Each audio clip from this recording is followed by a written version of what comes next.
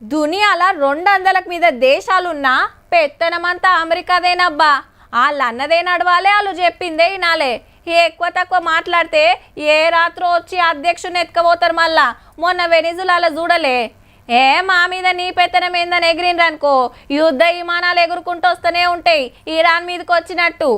ఇవాళ కాదు వెనకటి సంద అంతే, అందరినీ తయ్యిన ఆడిస్తారు అనుకో రాదుండ్రి.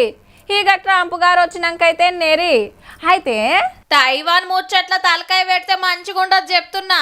ఏదన్నుంటే మేం చూసుకుంటాం గాని నడిమిట్లు ఇంకెవ్వరు రావద్దు చూడు అని సాఫ్ సీదా ట్రంప్ సార్ ముఖం మీదే చెప్పిండుల్లా. చైనా అధ్యక్షుడు 9 ఏండ్ల తర్వాత అమెరికా అధ్యక్షుడు చైనాకొస్తే సకల మర్యాదలు చేసుకుంటేనే చిన్నగా సురుకు పెట్టినంత పని చేసిండు. మరి అంటే తైవాన్ ను ఎప్పటికైనా మా దేశంలో కలిపేసుకుంటాం, అడ్డం వస్తే మంచిగుండదని మర్యాద కొద్ది వార్నింగ్ ఇచ్చినట్టే.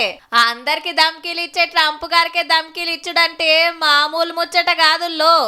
ఏడుకొచ్చిన అమెరికా అధ్యక్షుడి సెక్యూరిటీ లెక్కే అలాగుంటది. అయితే ఓ సీక్రెట్ పోలీస్ తుపాకీ పట్టుకొస్తే గుళ్ళకు రానియలేదని అట్లోలొల్లయింది.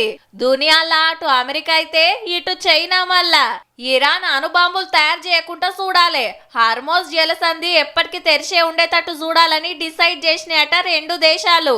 ఇక ఇద్దరు పెద్దలు గుళ్ళు గోపురాలు తిరిగిండ్రు, బిజినెస్ మీటింగ్లు పెట్టిండ్రు, ఫోటోలకు ఫోజులు ఇచ్చిండ్రు.